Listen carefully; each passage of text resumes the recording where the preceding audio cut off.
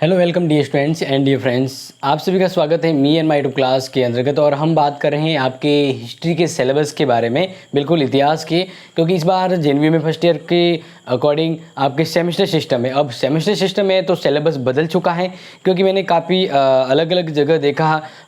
किसी कॉलेज के अंदर तो ये मान लीजिए कि पुराना ही सिलेबस चल रहा है, उनको पता नहीं कि अपडेट हुआ है, तो क्या अपडेट हुआ है उसके टॉपिक के अंदर से कुछ हट गया है, कुछ ऐड हो गया है, तो उनको पता ही नहीं है। और इस प्रकार से स्टूडेंट वो चीज़ पढ़ रहे हैं जिनकी पढ़ने की ज़रूरत नहीं है, और वो जो पढ़ना चाहिए वो नहीं पढ़ पा रहे। तो इस प्रकार से मैंने हिस्ट्री का सिलेबस पहले भी बताया था, लेकिन आज वापस पुनः इसलिए बता रहा हूँ क्योंकि इससे पहले मैंने इंग्लिश वाला बताया था, यानी मतलब जो जारी हुआ था जेएनयू का सिलेबस वो इंग्लिश में था, तो वो बताया था। एंड इसके बाद आज जब स्टूडेंट की डिमांड आई तो मैं ये जो अपना हिंदी का सिलेबस है वो आपको बताने वाला हूँ, मतलब हिंदी में बताने वाला हूँ कि जो आपका सिलेबस जेएनयू की ओर से इंग्लिश में जारी हुआ था इतिहास का, हिस्ट्री का, ठीक है ना, फर्स्ट सेमेस्टर का, यानी टोटल 6 सेमेस्टर हुए थे। तो आज इस वीडियो में मैं आपको बताने जा रहा हूँ अपने सेमेस्टर के बारे में, और ये हिंदी के अंदर बताने जा रहा हूँ। मैंने वैसे पूरा नोट कर लिया, एक एक शब्द आपको यहाँ पर डिटेल से समझाऊंगा, इसके बीच की जो इंपॉर्टेंट जो बातें हैं वो आपको समझाने वाला हूँ, और किस प्रकार से एग्जाम में आएगा वो भी ट्रिक्स बताने वाला हूँ। तो पूरा देख लीजिएगा ताकि आपको सिलेबस से संबंधित एक एक डिटेल है वो क्लियरली समझ आ सके। ओके,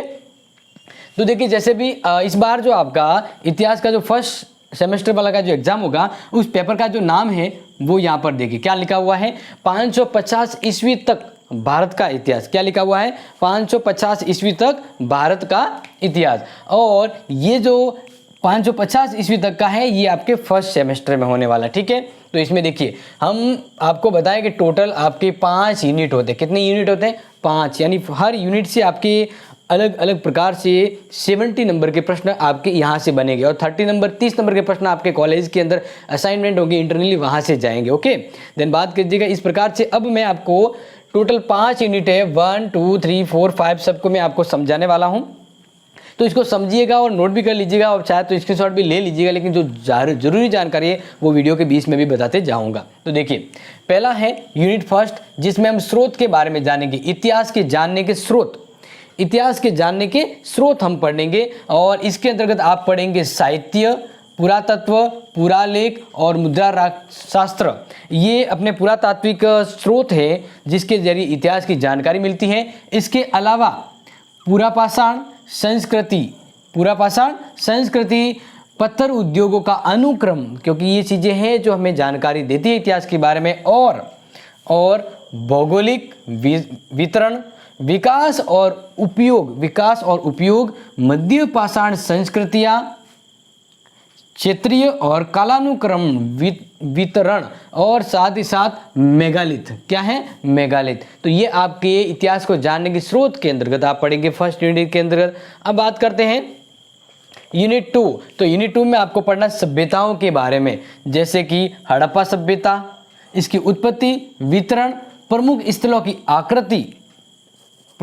की आकृति विज्ञान संदर्भ में देखेंगे। एंड अब यहाँ पर जैसे देखने वाले कौन कौन सी सभ्यता के बारे में, यहाँ पर हम कहें हड़प्पा के अंतर्गत, ठीक है ना। तो इसमें है मोहनजोदड़ो, ठीक है ना, यहाँ पे अपने सिंधु सभ्यता ये सब मिक्स आ जाती है, तो इसमें होगा मोहनजोदड़ो, हड़प्पा, कालीबंगन यानी कालीबंगा सभ्यता, लोथल और धौलावीरा, इनके बारे में आप जानेंगे इस आपके यूनिट 2 में।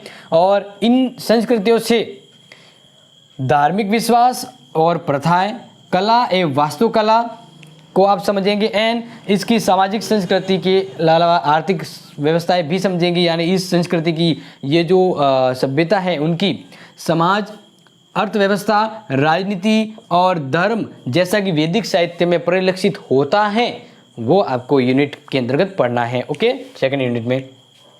अब जो आपका थर्ड यूनिट होने वाला है, थर्ड यूनिट में आपको पढ़ना है महाजनपद का युग है, उनके बारे में पढ़ेंगे, क्योंकि प्रारंभिक राजशाही राज्य और गण संघ की जो व्यवस्था है उसके अंतर्गत। अब इसके अंतर्गत यूनिट 2 को डिटेल से देखें तो मौर्य साम्राज्य, जिसमें श्रीलंका और पश्चिमी एशिया में के विशेष संदर्भ में जानेंगे, क्योंकि ये बौद्ध धर्म के प्रसार को लेकर भी महत्वपूर्ण यहाँ पर रहा है। तो विशेष संदर्भ में राजनीतिक और सांस्कृतिक संबंध, क्या पढ़ेंगे, राजनीतिक और सांस्कृतिक संबंध। इसके अलावा जो सबसे इंपॉर्टेंट एग्जाम में आने वाला है वो है अशोकाधम, उसका स्वरूप एवं प्रचार प्रसार और कला वास्तुकला, इससे संबंधित पढ़ेंगे। देन नेक्स्ट आपको श्रेणियों के संदर्भ में श्रेणियों के संदर्भ में सामाजिक आर्थिक गतिविधियों को समझना होगा। किसके अंतर्गत आएगा? मौर्य साम्राज्य के अंतर्गत।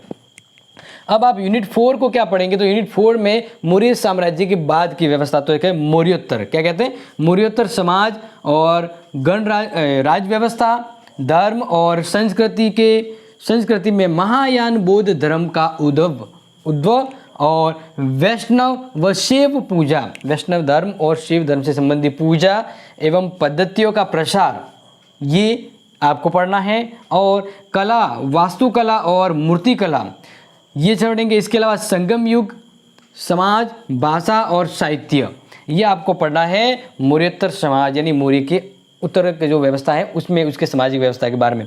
एंड लास्ट आप जो यूनिट 5 में पढ़ने वाले हैं ना, वो क्या पढ़ेंगे? यूनिट 5 में आपको पढ़ना है गुप्त साम्राज्य के बारे में। गुप्त साम्राज्य के बारे में क्या पढ़ेंगे? इनका प्रशासनिक संस्थाओं का युग पढ़ेंगे। इनकी गुप्त साम्राज्य की क्या संस्थाएं थी, प्रशासनिक किस प्रकार से शासन व्यवस्था चलती थी, जैसे सांस्कृतिक विकास, इनकी कला, वास्तुकला, मूर्तिकला, चित्रकला, साहित्य और धर्म।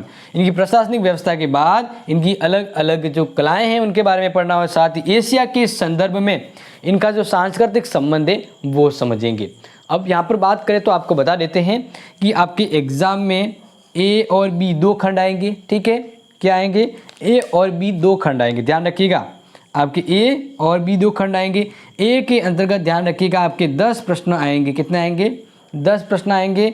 और पिछली बार तो क्या था कि 2 नंबर के प्रश्न होते थे, लेकिन इस बार मान ले तो आपकी किसी कन्फ्यूजन हो रहा है। फिलहाल वो जैसे एक और अपडेट आएगी उसमें बता दूंगा। फिलहाल हर प्रश्न अगर 1 नंबर का है तो 10 प्रश्न तो यहाँ से हो गए, यानी 10 नंबर आपके एक खंड से हो जाएंगे।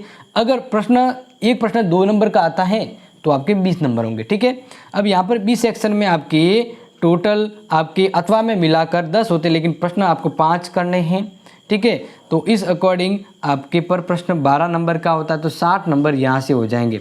टोटल मिलाकर 70 प्लस आपके 30 नंबर इंटरनल सेशनल एग्जाम होंगे। अब यहाँ पर ए सेक्शन और बी सेक्शन में नंबरों का सिलसिला वो ऊपर नीचे हो सकता है। तो ये थी आपके लिए बहुत ही बेहतरीन आपकी सिलेबस के बारे में जानकारी। इसको समझिएगा, नोट करिएगा और आने वाली फ्री क्लास के लिए भी जुड़े रहिएगा और अपने फ्रेंड्स को ज़रूर शेयर करें, क्योंकि उनको पता नहीं कि उनके कॉलेज में क्या पढ़ाया जा रहा है, क्या नहीं पढ़ाया जा रहा है और क्या पढ़ाया जा रहा है वो सिलेबस में है या नहीं। तो ये करंट सिलेबस जेएनयू का 2023-24 की फर्स्ट सेमेस्टर के अकॉर्डिंग सिलेबस का ये वर्जन यहाँ पर आपको हिंदी में समझाया गया है। ओके, तो अच्छा लगा है तो लाइक ज़रूर कीजिएगा। मिलते हैं नेक्स्ट वीडियो में, तब तक के लिए thank you so much and take care.